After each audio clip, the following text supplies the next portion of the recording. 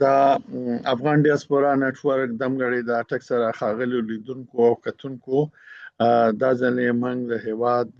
یو ځوان زلمي شاعر ژورنالیست ټولنیز فعال او همدارنګه په دې اخرو کې د نارنج ګل د ټولنې د پرانیستې مخکښ او د نارنج ګل د مشاعرې جوړونکي په هالند کې د هغې سره مرکه لرو او ستاسې توجه دې مرکې ته رااړو. زه عبدالوکیل اټک ستاسو په چوپړ کې یم. ښاغلی نوراغا نوراني دمګړی اټک سره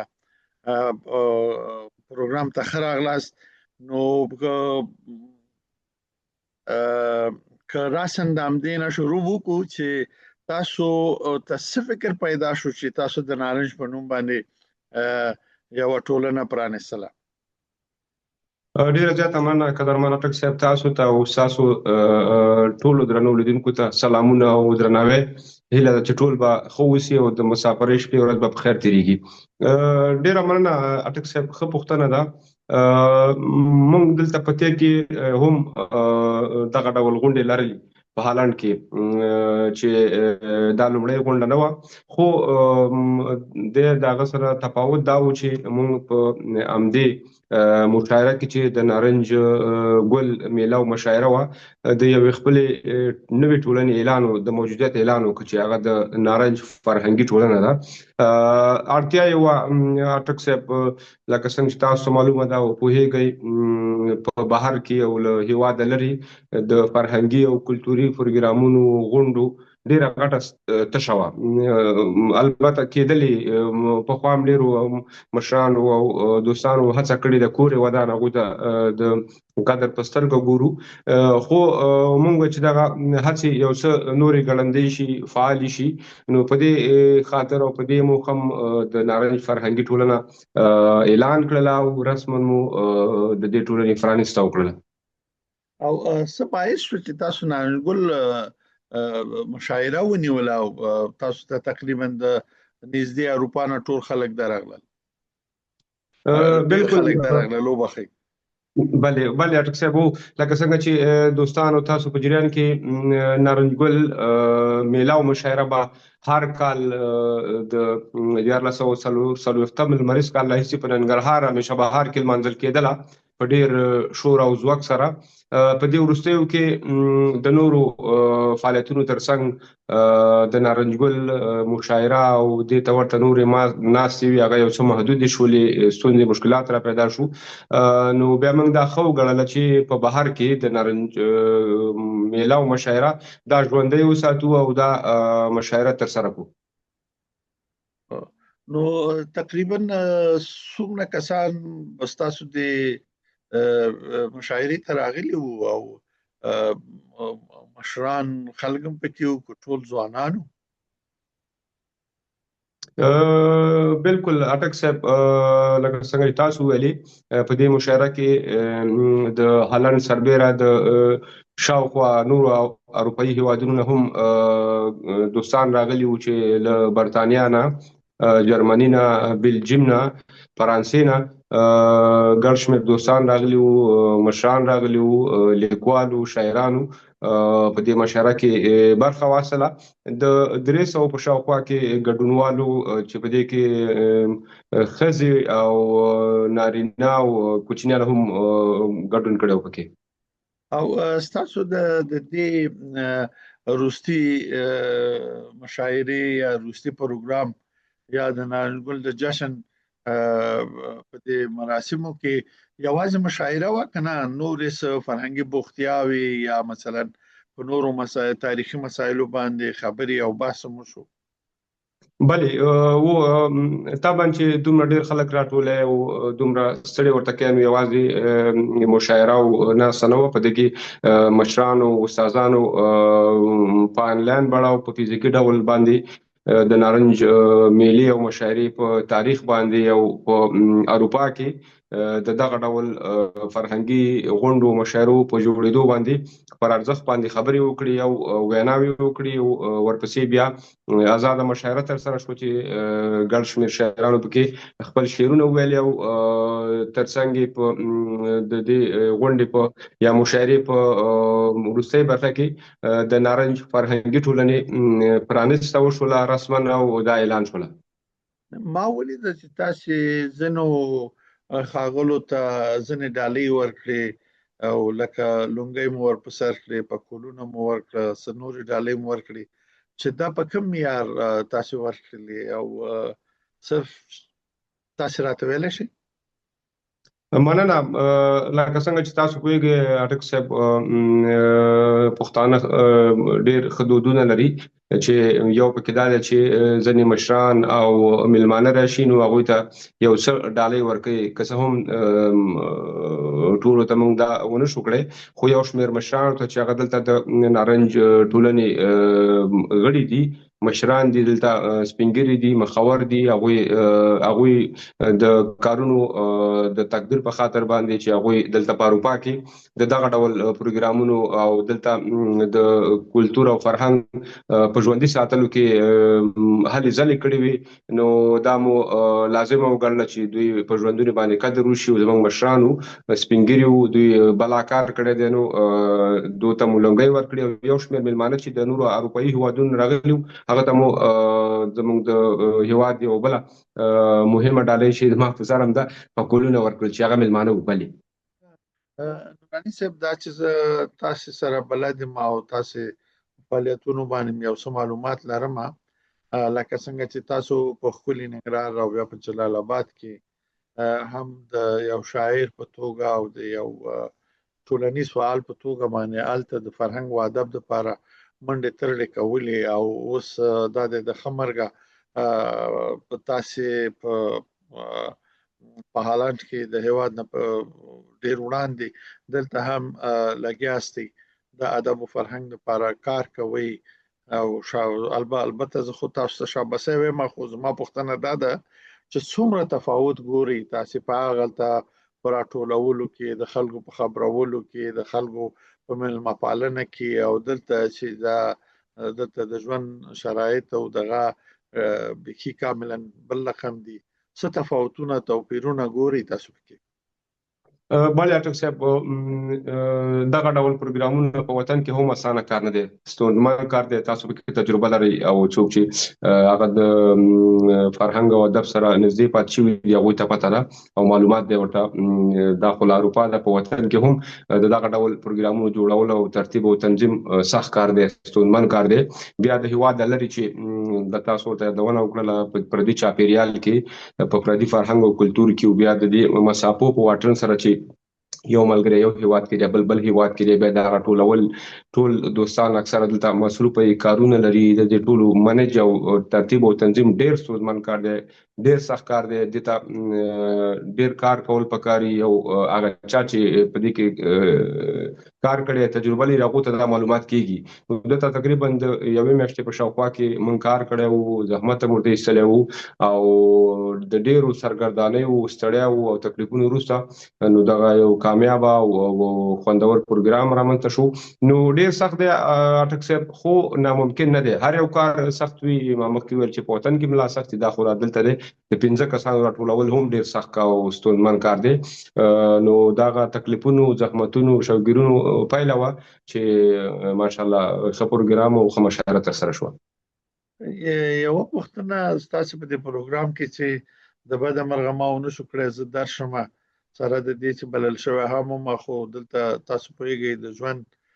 ډېرې ستونزې دي او ډېرې کیسې دي. یو شی چې مې ستاسو په پروګرام کې خوښ شو دا و چې تاسو یو د نارنج ګل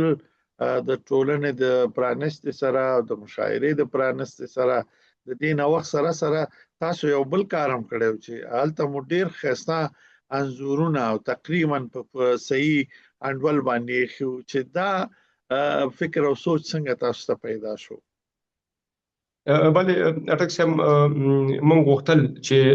دا زموږ مشاعره او غونډه یو څه متفاوته اوسي. هغه یوازې په دې نه چې خلک راټول کړو او یو څو کسان شعرونه ووایي او بیا اتړونه وشي خلاص. موږ چې دغه دوستان او دغه خلک چې راځي دلته د اکثره له بده مرغه چې له هېواده لرې پاتې شوي یا دلته رالوی شوي هغه ځوانان هغوی نه خبر دغه ډول پروګرامونو نه او دغه ډول مسایلو نه. نو په همدې خاطر موږ غوښتل چې مشران دوی ته ویناوي وکړي ترڅو خبر شي د په ارزښت باندې او د په مهموالي باندې او ترڅنګ د خپل مشران وپیژني. دلته نور غونډې لکه تاسو چې ویلي ترسره کیږي شوي ټولو ته په احترام سره. نو موږ چې دغه مشران چې دي دا حد اقل دلته یاد شي. دوی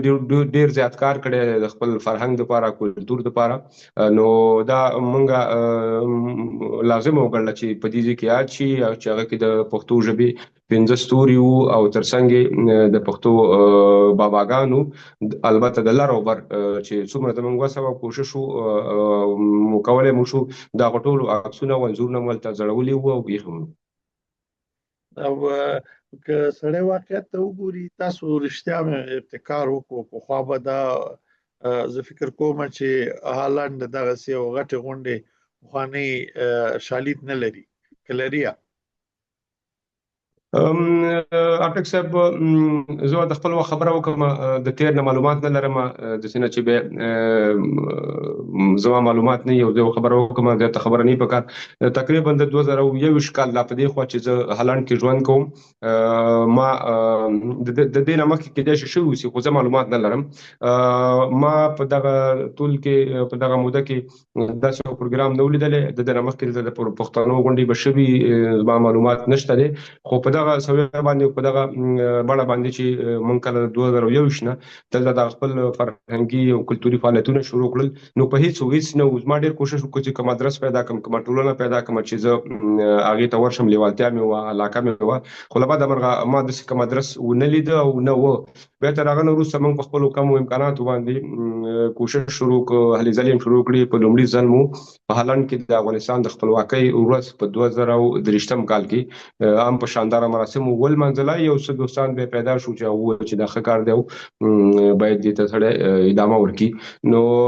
بلې تر دمه کې زما معلومات لرم خو کله چې موږ 2023 کې رالو نو دغه کوم ادرس کوم ټولنه او د پښتنو افغانانو غونډه مانه ولیدلې او موږ ډېر زحمت وست ډېر تکلیف مې وسل څو ملګرو د کور ودانې چې ما سره همکاري وکړه مرسته وکړه چې تر دې حالت راورسېدل او د ټولنه کې پرانی سعود نارنجګل مشاعره وکړه. یو عمومي پوښتنه ده لکه څنګه تاسو خبرونه زه پوهیدم چې الته نور فرهنګي ټولنې نشته دي؟ نه فرهنګي ټولنې نشته دي. په دې وروستیو کې ځینې دوستانو هڅې شروع کړي دي کوششونه شروع کړي دي خو ما ویل زه چې کله راغلم دغسې فعالیتونه او کړی نه وي البته فرهنګي او کلتوري چې موږ دلته الحمدلله بنسټ کېښود د 2023 کال نه را په دې خوا بېلابېلې غونډې هم ترسره کړلې. تر دې وروسته امیدواري شته چې نور دوستان په دغه برخه کې کار وکړي خو لکه ما چې مخکې ویلې زموږ په راتګ سره دلته دغسې شیانه و 2021 نه نو بیا موږ وایو دا زموږ مسؤلیت دی موږ به تر څو ووایو چې نورو پخوانیو افغانانو یا فرهنګیانو دا کار نه دی کړی نو سبا موږ ته مسؤلیت راجع کېږي چې تاسو خو به یو کوشش هڅه کړې نو هماغه و چې زحمت هم ویسته تکلیف هم ویسته نتیجه ورکړله. او د تیر په اړه ما مخکې ویلي زه یادونه کوم چې زه معلومات نه لرم که په تیر کې اوسي ما کوم دغسې شیان دي لیدلي او نه په اړه باندې وم او دلته ما د 2021 نه مخکې ما ژوند نه دی کړی نو چې په اړه معلومات نه لرم. د تاسو د اخترونو کې سره نه راټولېږئ په اخترونو کې د اختر ناستې ولاړې نه لرئ تاسې؟ اټک صاحب نه له بده مرغه دا پروګرامونه دلته نه وو. دوستانو وایي چې کورونا و کورونا نه مخکې موږ فعالیتونه لرل بیا ځینې فرهنګي دوستانو چې هغه خواره وارې شوي وو ځینې برطانیه ته تللي وو نورو هېوادونو ته خو ما زه شخصا خپله خبره کوم چې ما څومره معلومات وکړو څومره مې سرچ وکړ چې زه څوک پیدا کړم او وغواړم چې دغسې پروګرامونو کې برخه واخلم له بده مرغه نه وو. خو تر هغه وروسته بیا موږ کوشش وکړو هلې ځلې مو کړلې او دا به انشاءالله چې فعال وو اخترونه او دغه د نوي کال ورځ او د خپلواکۍ ورځ او دغسې ډول مشاعرې نو انشاءالله دا ټول په نظر کې دي په خیر سره او د وخت په تیریدو سره به ان شاء الله او چې کار یو پوښتنه چې باید وې کوم هغه دا ده چې تاسو هلته د افغانان جماعتونه لري هوټلونه او دا شي نه خو په هالند کې د افغانانو شته مات ګډ به یې خو لیکن چې تاسو جماعتونه د افغانانو هلته شته کنه بلې شته ده خو د حساب وړ نه دي اټک صاحب د نورو ملتونو نورو قومونو مسجدونه ډیر زیات دي ترکانو مرګویانو عربانو د افغانانو محدود شمیر مسجدونه شته دي په یو څو ښارونو کې امستردام کې په الکمار کې په اوتریخ کې او ځینې نور هم شته روتردام کې خو ډېر محدود دي هغه چې د نورو ژبو خلک لري هغه سي متاسفانه زموږ خلک فعال نه دي د افغانانو منظمه کمیونټي نشته منظم مسجدونه نشته شته دي خو هغه ډېر کم دي او یو پښتنه بل هم چې ډیره مرګ او ژوند خور او ورور دی نو په هالند کې د مسلمانانو حاضري شته اوس خو خو وی او شته بلې ادرې شته دی وایم لبد مرغه غواک او صلاحیت او غټول دغه چې د مروکویانو او ترکانو سره دی بیا چې کله خدای دې مرګونه لري کوم افغان ورور وفات شي ځکه دنه خو جاره نه نو بیا مغو ته مراجعه کوي هغه ورسره مرسته کوي خو افغانان خپل دغه منظم ادرس او کمیونټي نه لري چې هغه دغه کې البته د وړي ټولنې شته دي ځنې دوستان د ولایتونو په سطح باندې هغه دغه لري ټولنې لري چې هغه به خپل مړی ژوند په خپل کوي خو د افغانانو ټوله واحده او منظمه ټولنه نشته بیلا بیل وړي ټولنې نشته چې هغه ما خپل مړی ژوند او اختر او دغه کیسې کوي ها اخیری پښتنه په عنوان باندې چې تاسو وروستي غونډه چې ما ولیدله په مطبوعاتو کې ډیر رااله په خواله رسنیو کې رااله او افغانانو هم ډیر زیاته په ټوله نړۍ کې ستاسو ته غونډه تارکلې وخه آیا تخپل سمره د خپل غونډه ناراضي د خپل ستړیا او د زحمت نتیجه دی ولیدا ته راضي مننه ټاک صاحب بلې زم راځي ما او هغه خلک چې دغه غونډو او مشاعرو او فرهنګي کړنو او کارونو په اهمیت او ارزښت پیږي هغه ټول خوشاله او ماته دماغه دوستانو چې هغه مخلص مشران دي دوستان دي دا غوي فیډبیک راغی دا غوي بیرته تشویق هڅونه راغله حتی د میرمنو چې زه ډیرو هڅول ما مخبله چې کومه سي وختل باید له هم ډیره خښوي ډیره لوړ شوی خو کال په کال سړی ته تجربه پیدا کیږي او زه تر راځي مبلې زما هغه دوستان ملګری هغه ټول راځي مشران ډیر زیات چې ما سره اړیکې وکړي د بیلابیلو هیوادونو نه ټول خوشاله وو او دغه سي ډول کارونو د ادامه غوښتنه کوله او ماته ډاډ راکړ چې دا ډیر ښه کار دی او ښه پیلامه ده نو د ته ادامه ورکړي ستاسو منه څه ده چې دومره د خلک تانه راځي او دومره وړاندې زین نه درغله راتلونکي ژمنه دي څه اټک صاحب زما د خپل کلچر سره فرهنګ سره مینه ده یوازې دلته نه په وطن کې موږ دغه فرهنګي او ادبي غونډې او ناستې کولې د نورو ملګرو په مرسته او همکارۍ باندې زه چې دغه کارونو سره علاقه لرم مینه ورته لرم په چا احسان هم نه کوم او زه خپل هڅه کوم چې څومره مې وسه کېږي خدای توفیق راکړي خدای دې وسه راکړي چې تر دې ډېرې ښې وکړو ډېرې ښه وپالو په ښه شکل تر سره کو نو څومره چې مو وسه توانو چې تاسو ته پته راټک صاحب د مسافرۍ شپې ورځې دي موږ تاسو ټول کډوالو هغه ډول چې سړی په وطن کې څه کولای شي دلته ډېر سخت دي توکل په خدای دا یوازې زمانه د ټولو فرهنګیانو لیکوالانو شاعرانو ادیبانو مسولیت دی چې هر چیرته وسی دغه ډول پروګرامونه جوړ کی ترتیبي کی تنظیمي کی مونږ په خپل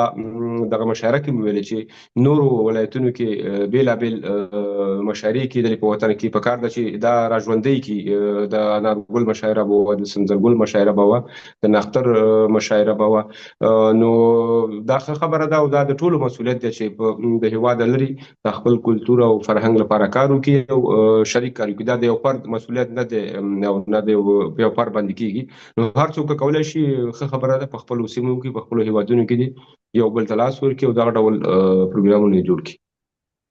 تر دې چې یار محمد پردیس په نارنګل مشاعره کې په هالند کې د جلال آباد په یاد باندې یو شعر ویلي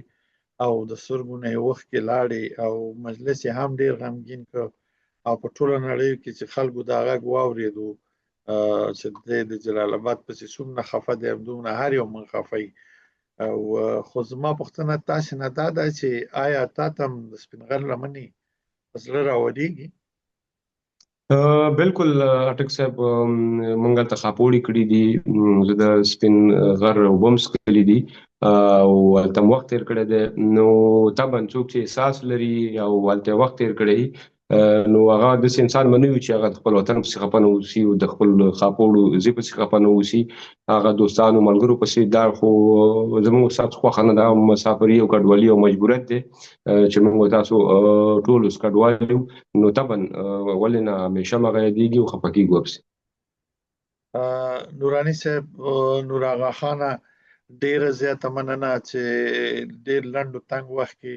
په تا باندې بیړه مو بیروبار دې مو واده دې مو او کارونه دې مو او ته افغان ډیاسپورا نتورک دمګړی اټک ته حاضر شوې او په خپلو فعالیتونو کې خبرې وکړې. ډیره مننه اټک صاحب، له تاسو نه، ستاسو له دوستانو نه او له همکارانو نه چې همیشه مو هم په دغه ډول مشاعرو او فرهنګي ناسو کې برخه اخیستې ده، هم ورته خبرې پوښښ ورکړی دی. ستاسو د کور ودانې، ستاسو د ټول ټیم نه ډیره مننه کوم. کور مو ودان اټک صاحب.